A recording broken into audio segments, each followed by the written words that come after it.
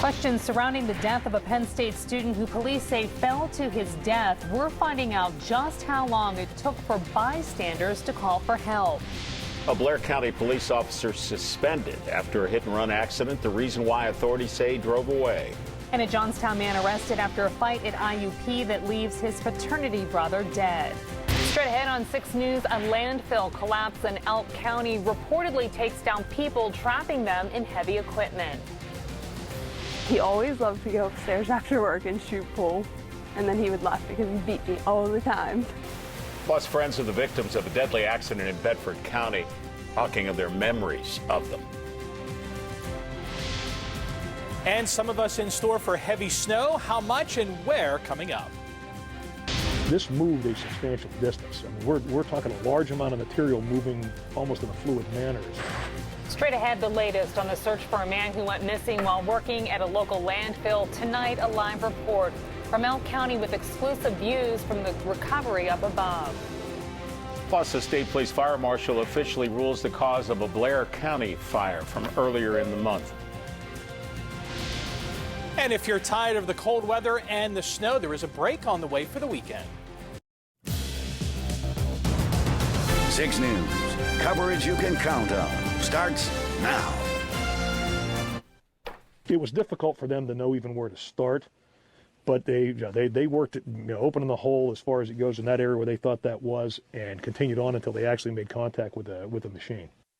After nearly 48 hours and around-the-clock digging, a devastating end to a massive search at an Elk County landfill, as authorities say the man they have spent the past 2 days searching for has been found dead. The Elk County coroner and state police breaking the news late this afternoon. State police say the body of William Pierce of DuBois was found just before 1:30 this afternoon, still inside the cab of his machine that fell deep into the earth Wednesday afternoon. Bridget McClure has been on this story since Wednesday, and she has the latest details tonight. Bridget? Marty and Jen, after a search and rescue that lasted just shy of 48 hours, state police say the missing man is 49-year-old William Pierce of DuBois. Advanced Disposal tells us that he's been an employee here for about 16 years. They say the trash compactor he was operating, that was found around 10 o'clock this morning. And they say Pierce himself was recovered from the landfill around 1:20 this afternoon. Since Wednesday afternoon, multiple rescue teams have been searching through acres of land and garbage after a landslide at the Green Tree landfill. Police say the trash compactor was buried in 40 feet of waste, laying on its right side with Pierce inside the cab. Police say the garbage went through the windows of his machine and say they believe he died rather quickly. Along with Pierce, police say 4 other men in heavy machinery was caught inside the landslide. Police say 3 of those men were able to escape on their own and the other was rescued. Officials say the weather and snowfall made the rescue even more difficult and last as long as it did. I can't say enough as far as it goes with these rescue crews and the company's employees, as far as it goes, the effort they put into it. I mean, it was a Herculean effort to get this to work the time frame that they did in the area they're working at and with the weather that we've had.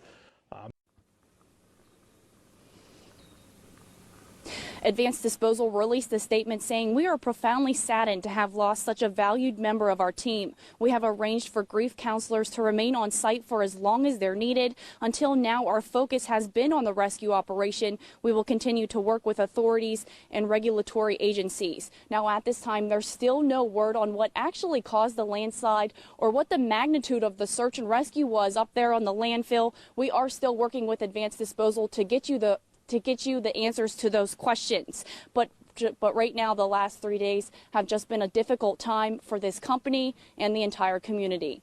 Reporting live in Elk County, Bridget McClure, 6 News.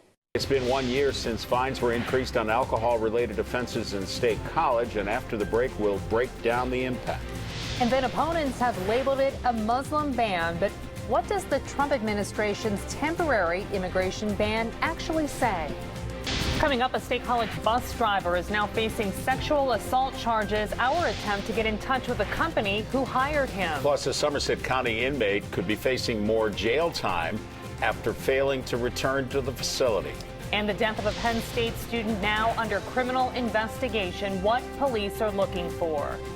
I'm Gary Sinderson in Center County, where one of Jerry Sandusky's sons now faces his own sex charges. That story here on 6 News.